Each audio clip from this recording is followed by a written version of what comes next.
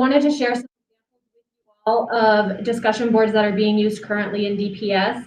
For this one, the teacher is using a discussion board to they are using memes, that word escaped me for a second, to respond to the teacher's prompt and then to discuss whatever they are talking about together. So that is one fun way to engage students, using memes and then having them talk to each other in a discussion right on Schoology.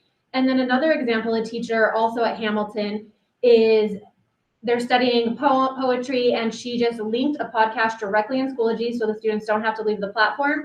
And then she puts prompts for the students to discuss what they are learning within the platform and really have time to give each other feedback, for the teacher to jump in there and give feedback. So it's just a great way to keep everything all in one place and really simplify discussions, online discussions.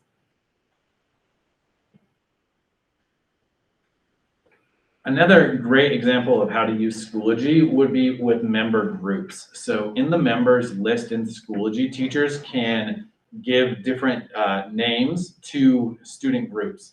These can be creative names. So like if you want to have like differentiated reading groups, they can be things like IEPs, 504s, ALPs, flags that you want to do. These are only teacher facing. But what it allows you then to do as a teacher is to go in, as you can see in the science class from George Washington High School, and be able to have assignments that are leveled for the students or differentiated for them. Then the students would only get their differentiated copy of the assignment, the assessment, whatever you want to give out. They only see that. So I saw a 6th grade teacher who had 3 different language versions of the readings that she was doing in class. The student only saw their Russian version or their Spanish version. They didn't know that they were getting something different from the rest of the class.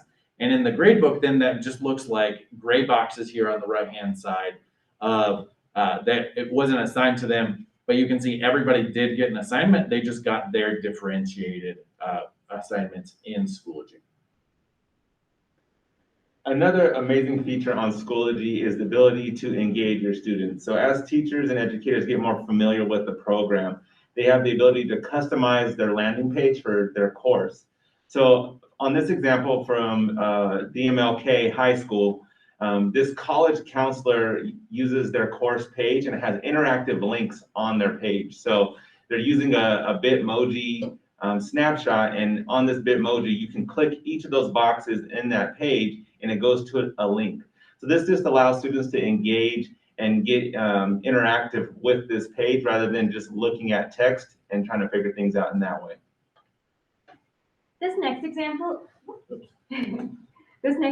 is similar to the one that we just saw, but this is from a teacher at JFK who has posted in their announcements a nice graphic that has links, GIFs. It's got, all sorts of information that students would need or be interested in. She's got her calendar up there, announcements.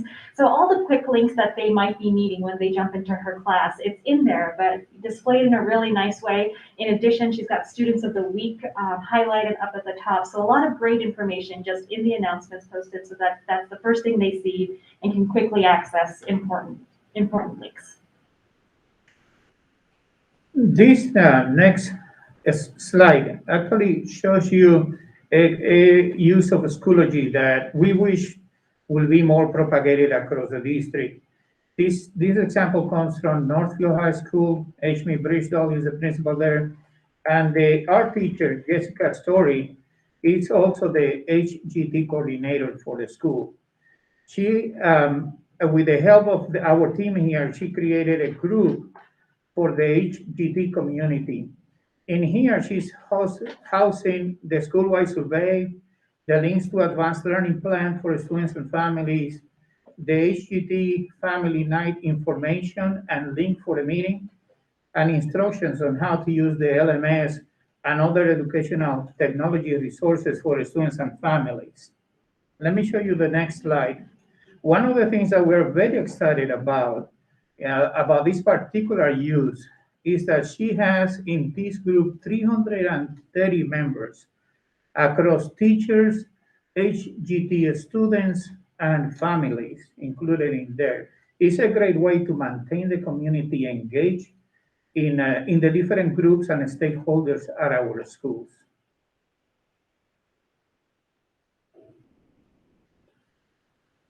All right, so we just threw several strategies at you using Schoology. There's a lot to digest there. So we have set up a Jamboard, and after every strategy or after every tool and set of strategies, we're going to do a little reflection on this Jamboard here. So in the Jamboard, we have a slide here to give your voice, your feedback of how to engage students. What did you see these instructional strategies and how they apply to your major improvement strategies? Or if you say, hey, we're already using Schoology a lot, we would love to hear the ways that your school is using Schoology. So if you have any great users or ideas that we didn't cover, because honestly, there are 100 different strategies that you can do with Schoology alone. So we'd love to hear what's going on at your school. So I'll give you a little bit of time to post your reflections in here, answers to these questions, and then we will go over them.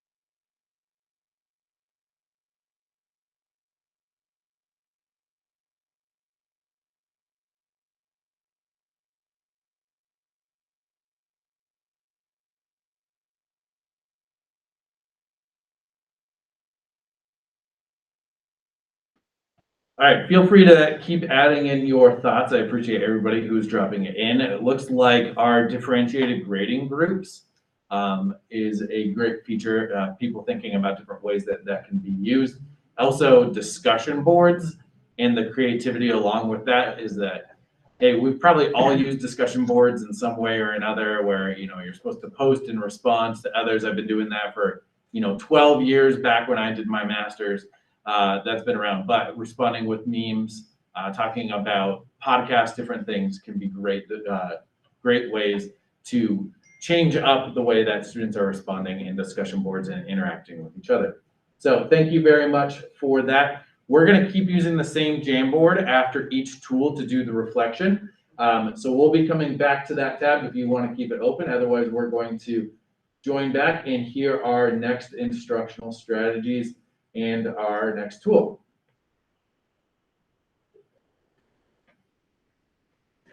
Our next tool is Pear Deck.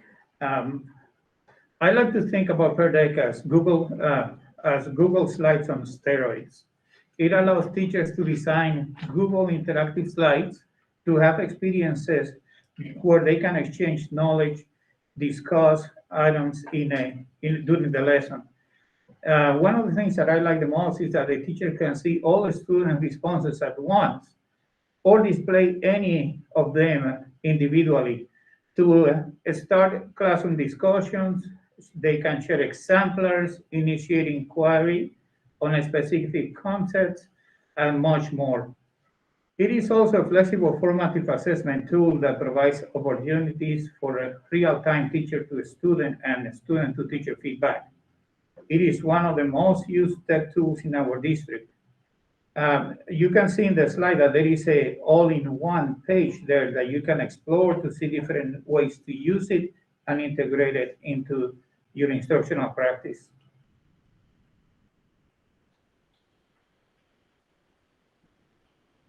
Okay, this next slide then shows just the great impact that we've had with Pear Deck, both to date this school year and then just as a district since we've had it. So just this school year, then our teachers have presented over 27,000 Pear Deck slides. So an absolutely incredible amount. And then every time students respond, like you all did at the beginning of our Do Now this morning, is that responding with the pictures, the graphics, the different inserts, those all count as moments of engagement. So you can see that there's over 2.2 million times our students have submitted something to their teacher, have interacted with each other, and then just overall, since the district bought a license about a year and a half ago, there's been over 14 million student engagement points so far. So Pear Deck's being widely used, but still we have more to do with it, and we have some hopefully new ideas as to how to use Pear Deck for you here this morning. So one great way that Pear Deck can be used is asynchronously. In this example, a teacher has set up an asynchronous Pear Deck for her students to work on while she is actually out. So a great use of Pear Deck is communicating with students so that they're able to manage their work on their own when the teacher is out. And then paired with Schoology, teachers can communicate directly with their students, with the entire class, to give them instructions on what is expected to them. I happened to be helping out in this classroom and was amazed when I saw 100% of an 8th grade class focused on their work without me having to guide what they were doing. The students knew that their work was expected to be done, that it was going to be graded, and they knew exactly what to do because they had that message from the teacher. So this is just a great solution for when teachers are out and can maybe not eliminate the use of subplans, but kind of take out the middleman, so to speak, and just give the students the work that they need to do. And this next example is from Bryant Webster. One great tool or feature of Pear Deck is that you can do a poll question in the moment of a lesson. So this is a great tool for teachers to check for understanding with their students. So if you see that based on your poll question, the answers are all over the place, some students understand, some students don't, then you can kind of circle back as an educator and reteach that portion of the lesson. As you do these poll questions throughout your lesson and you see that your class has a better understanding, that kind of gives you an indication that you can move forward in your lesson plan. So this example is from Bill Roberts. This middle school social studies teacher was really struggling with that middle of the year engagement piece. And so she was noticing that a lot of her students were not completing their classwork, easily getting off task. And so she introduced her next lesson into a Pear Deck and started off with a drawing slide to activate that background knowledge. And it's utilizing a different part of the student's brain than necessarily typing out all of their responses. And they had such a good time figuring out the drawing tools and really highlighting what they thought of when they were introduced with this new topic, that they were hooked in for the rest of the lesson. This teacher also utilized website integration, and so what she was able to do is utilize an interactive map maker directly inside of her Pear Deck and have students answer high quality, rigorous questions based off of their interactive map data.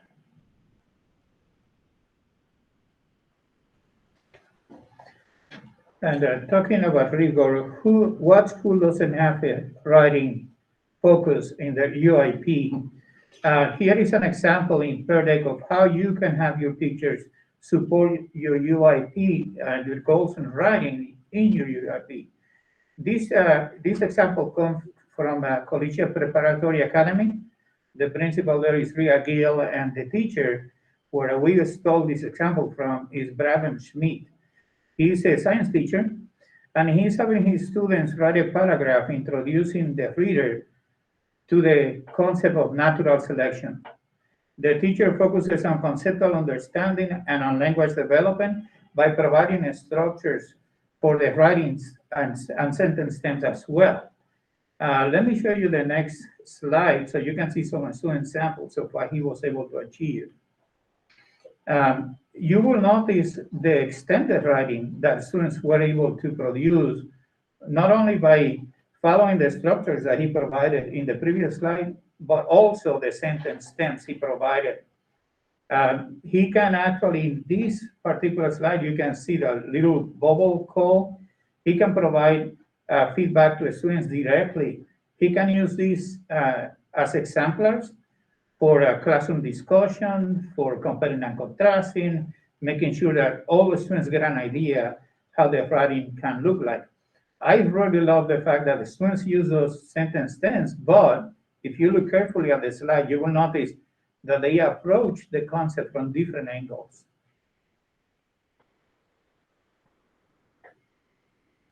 Again, we're covering a lot of really amazing things from across the district, throwing a lot at you here this morning. So we're going to drop the Jamboard link back into the chat here, and we're going to go back to it. So we had our slide here on Schoology, which was great feedback. And then if we hit the next slide here, here is our Pear Deck. So again, same thinking here, same prompts. How are these strategies from Pear Deck relating to your major improvement strategies? Or how are your teachers at your school using Pear Deck in amazing ways that you would like to share out? So we'll take 3 minutes to write this up.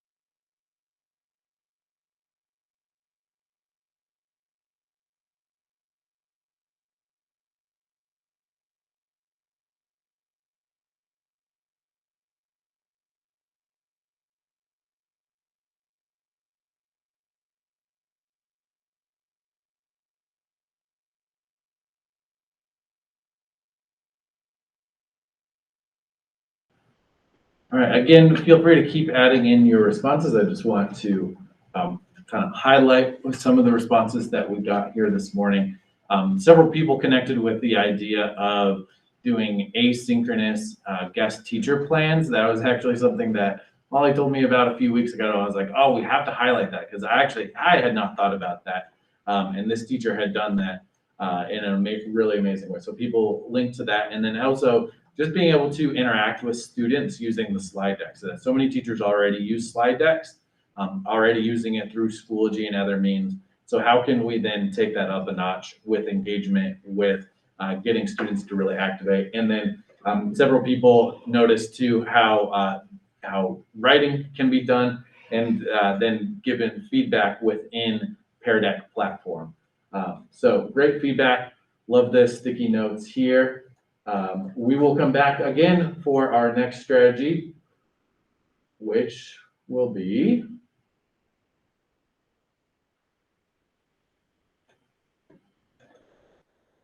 All right, and our next tool is Screencastify. Screencastify is an amazing Google Chrome extension that gives educators and students the ability to record video. So they can either record their screen, record a video using their web camera, or a little bit of both.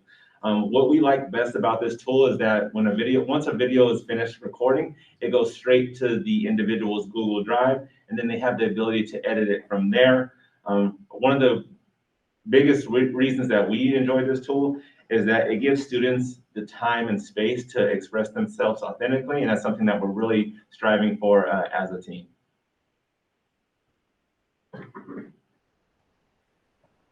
Screencastify is a great tool to increase student voice in your classroom. We know that allowing students to talk about their learning really helps them process and understand what it is that they're doing. This example from Kunzmiller shows a math class where students were asked to explain the process of graphing a polynomial. It's a great strategy to use in math, but this is something that can be used across contents where students model and explain their understanding of the content. We'll take a listen to a little bit of this group of students explaining how to graph.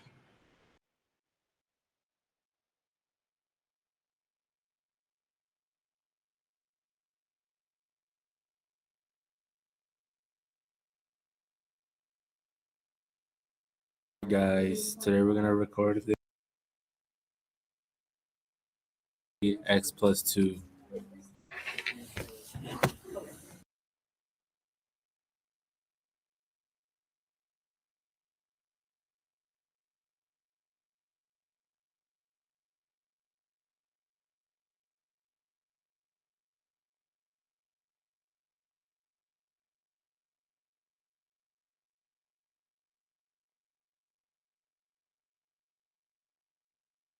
Actually do, part of what makes Screencastify great is that they can actually record the screen and actually draw on the screen itself and explain as they're doing. So if we'll try again with this video, see if we can get it to show the students both talking and modeling the problem solving. Graphing the x-intercepts first, which is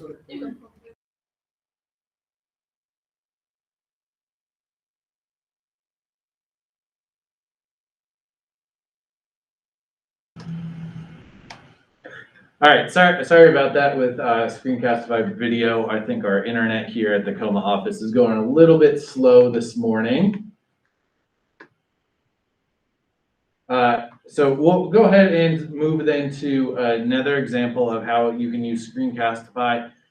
This was from a drama teacher at Hamilton Middle School. She was really looking for students to be able to present on a question that they were dealing with in their class of what is culture? Traditionally, what she would do is have students come up in their groups, share what their definition is, and then sit down. But she didn't want to take all the transition time of calling up the next group, having them be ready, walk up, and all that. So she wanted to have students be able to really think thoughtfully, write a script out, and record their video answers to this, and then have students be able to post this in a discussion board so that they could then actually discuss in real time. So instead of just listening to students doing the same prompt over and over again in the front of the class, she used Screencastify to really maximize the instructional time in her class setting, and then allow students to give feedback to each other. So we'll watch this video here real quick. Culture is the pattern of which the human race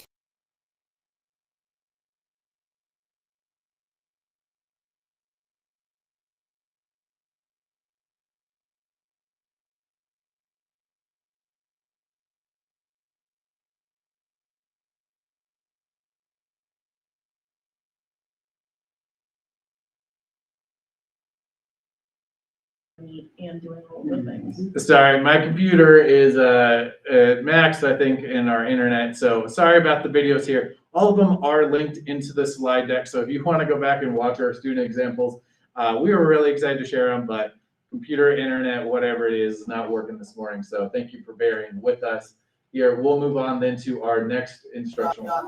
Culture is the pattern of which the human race has displayed a sensibility. Okay, so another way that you can use Screencastify is to build in supports that are accessible to your students in and out of class throughout the unit or the term. And as a teacher, also save time as you sort of build materials that you can reuse, in following years. So these are actually examples from my own classroom. I was a Spanish teacher, and what I did was I took a text that we were reading in class and recorded myself reading each chapter of that book so that students could read again if they needed that, or if they missed class, they had access. Beginning learners of another language can struggle with pronunciation, so it's very good for them to have an example of proper pronunciation and just get a feel for another language. So you can imagine how this can also work for our English language learners. And then students have access to that, whether they're in class with me, whether they're accessing their content at home, or whether they just need an opportunity to go through material again. Then all of these recordings are something that I can pull on in future years, and it's just helping everybody, learn more. So Screencastify can also be used in that way, just to provide additional supports for students and give them more access to content.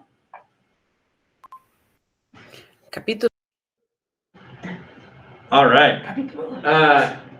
So again, going back to our Jamboard, we're going to reflect on these ways that we can use Screencastify. Also take the next 3 minutes to watch any of those videos that we have linked in there. Hopefully they will work for you on your end. So take some time to watch the videos and reflect on Screencastify in our Jamboard. This is page 3 of our Jamboard on Screencastify.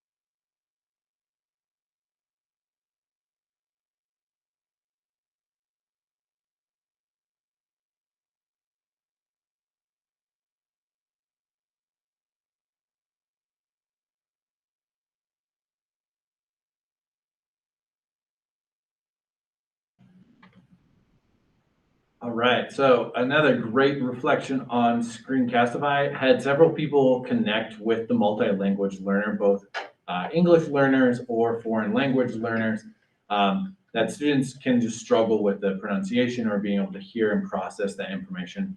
Similarly, students that might have disabilities might be able to express themselves verbally in ways that they can't do by writing. So it allows them to respond in different ways, or to be able to process the information verbally from the teacher so they don't have to read the full instructions or the text. And then just allowing students to be creative and respond in rigorous ways and really show their thinking as through. I thought Lisbon's math example was really powerful for that, of students showing their work all the way through. You know, in math class, we ask our students all the time to show their work. Well, now they actually have to film themselves going through the work and really make that cognition visible, which is hard to do in a traditional setting. So thank you all again for reflecting on Screencastify. We have one more instructional tool that we would like to share with you all today. And that is Edpuzzle. So Edpuzzle is a platform that allows you to embed checks for understanding into pre-existing videos. You can pull these videos from YouTube, or you can make them yourself using Screencastify, for example. Those will save in your drive, and you can automatically upload those to Edpuzzle. And what it's going to do is it's going to allow you to pause videos at specific checkpoints and ask students comprehension questions. And so these questions can be multiple choice. They can be constructed response, or they can just be notes for students to make sure that they understand a concept, or you elaborate a little bit more on something. So it also allows for you to know a whole lot about what those students are taking in through analytics. So you can make sure that, one, students watch their entire video because it has a prevent skipping option, so students aren't just clicking on question to question. And the other super powerful thing is that once you create a video in Edpuzzle, it uploads to the Edpuzzle library. And so you don't have to start from scratch all the time, especially with more popular videos. There are already video versions out there in Edpuzzle that are great starting blocks for you that you can then edit questions, put in some other distraction rationales, make it your own, and do what you need to do for your classroom. So when we get into the analytics, it's my favorite part of Edpuzzle, because what it can do is it can really lead to high quality, in the moment, data-driven instruction. So when we show our students a video in Edpuzzle, which has an amazing Schoology integration, you can have them watch right from within Schoology. It'll dump into your gradebook if it's graded. You'll get an overall overview page, which will tell you just general information, a quick run through of how many students watched the video, how much of the video they watched, and when was the last time they watched that video. So that, to me as a teacher, is going to give me data that I need for instruction that morning. It's super easy for me to flip open my computer, look at this overview page, and say, all right, I know that my middle 3 students there are probably going to need to be in a small group with each other because they actually just didn't watch the video. I need them to finish watching so that they're on the same playing field as the rest of my students. Whereas my students who have watched the entire video and scored pretty high, they can be in an accelerated small group. I can also break down this data even further. So when I click on my individual student, I'm going to get a full picture of their assignment. So it's going to tell me the grade, how much of the video they watched, and their correct responses. Now, the thing that I love highlighting here is in each section, it's going to show me how many times that student watched each section. So when the Edpuzzle video is playing and pops up a question on the screen, it'll automatically pause. And if a student looks at that question and is like, oh my goodness, I have no idea the answer to that, there's a rewatch button, and it's going to send them back to the last question so they can rewatch that section with the question in mind before they answer. So if I'm looking through some student data and I notice that in the middle of the video clip that I had them watch, a lot of my students are rewatching that section and then still getting the answer wrong, I'm going to really make sure to highlight that during my in-class instruction. The other thing I can do is I can look at my question data. So this is going to separate out my Edpuzzle video questions by the actual question itself. So it's going to give me the timestamp of when that question occurs. It'll give me the question stem along with the correct and incorrect answers. Edpuzzle does a really great job of color coding. So that top bar across the top of my question is going to tell me how many students got it right. So this bar is telling me that I really need to pay attention to it because more than half of my students got it wrong. I can then look in that upper right-hand corner and see exactly how many of my students scored this question correctly. Because I know that 17 out of 73 students scored this correctly, I really need to address this during class. I need to make sure that they understand this set of material. And so I'm coming into class, and after looking at this Edpuzzle data for 10 minutes before school, I now have a plan of how to implement high-quality data-driven instruction.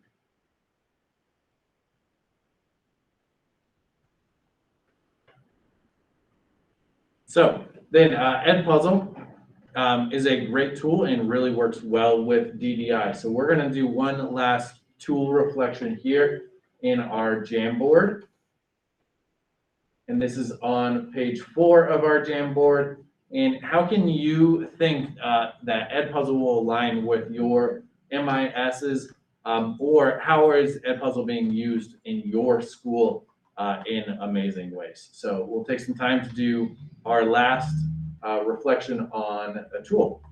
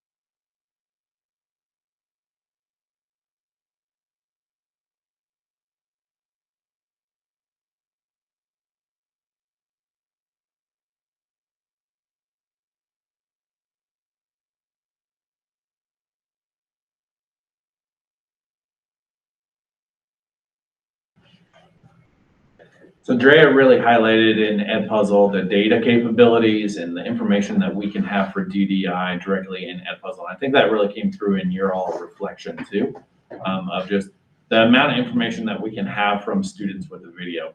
I'm old enough to be a social studies teacher back in the day when I would assign like a YouTube video back when YouTube was new, or a history.com video or something like that. And I didn't know really if my students did it or not. I could ask them when they came into class, raise your hand if you watched the video. I didn't have a way to keep them accountable. Versus a French teacher that one of our coaches was working with a couple weeks ago was on quarantine, was not able to be in class, and then she knew exactly how many of her students had done the videos, had answered the questions, had interacted with what she was doing without even being in the classroom. So Edpuzzle is such a powerful tool with that. And I think the reflection really came through on that, and really focusing on the data that we can get and making sure that our students not only are watching, but also understanding is what I saw from all of this. So we have thrown a lot of information at you with Schoology, Edpuzzle, Pear Deck and Screencastify. So just kind of do a reminder. I said we'd come back to it again. Here is the strategies that we covered today in about the last hour. So with Schoology, we have discussion boards, differentiated groups really resonated, engagement within Pear Deck, checks for understanding, and a lot of people really liked writing in Pear Deck. With Screencastify, it was a lot about student voice, students being able to express themselves and show their rigor and show their thinking.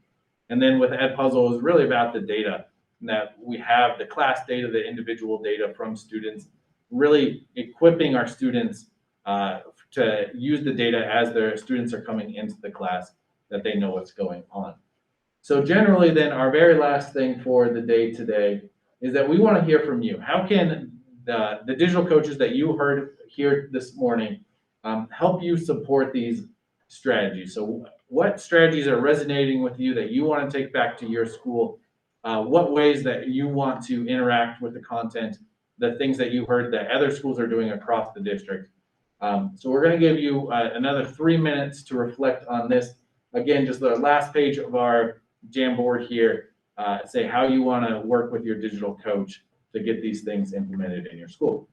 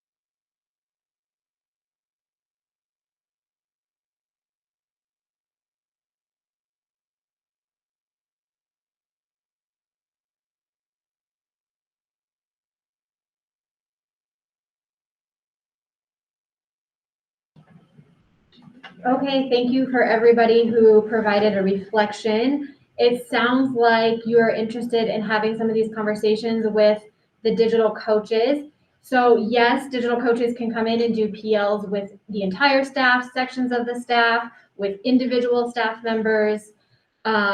We can connect over email if that feels like the best way. If you're thinking, I really love one of these platforms right now and I want to learn more, just shoot out an email to your digital coach and they will set that up with you. They can support you over email, come in, do a deep dive, meet on a Google Meet. so many ways that the digital coaches can support you and your staff. Just reading the other ones right here. Coaching sessions for PLCs. Yes, so coaches can come support in any way that you see fit for your school around any of these instructional tech tools. So in the next couple slides, we're going to be giving all of our contact details. I also want to mention that all of the all-in-ones for all 4 of them are linked in the slide deck. If you just click on the image of the all-in-one, it will go to it. So that is another way you can learn a little bit more or share them with your teachers. But we are here to support in any way you see fit for your school.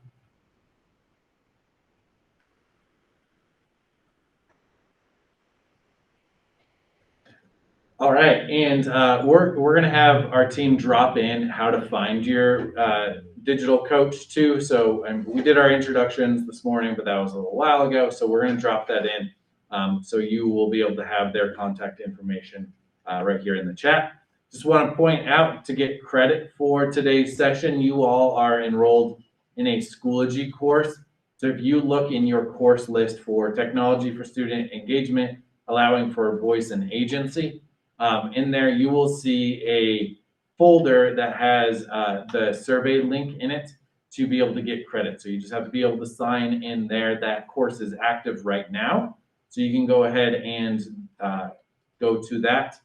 And then want to highlight just some general resources that we've covered. So again, we're dropping it in the chat, but how to find your digital coach, how to find that person, their email, as to which one is supporting your school.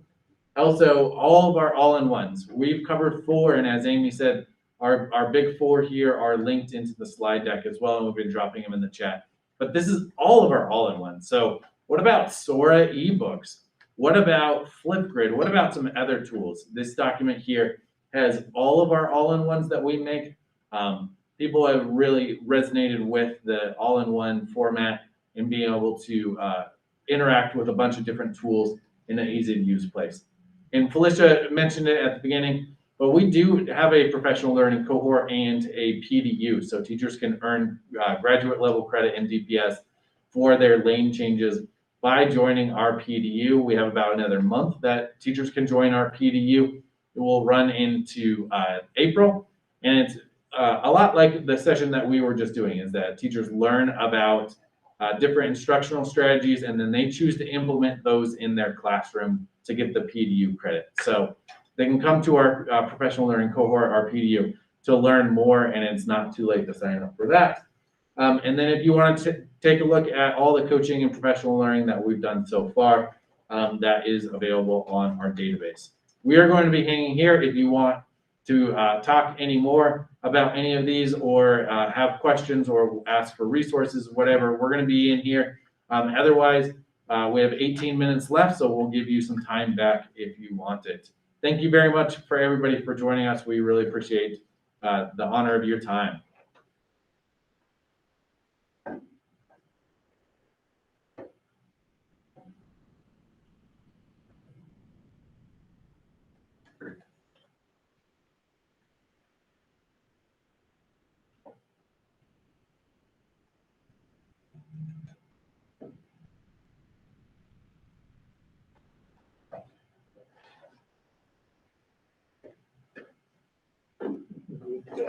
Good picture in there, man. Good pro.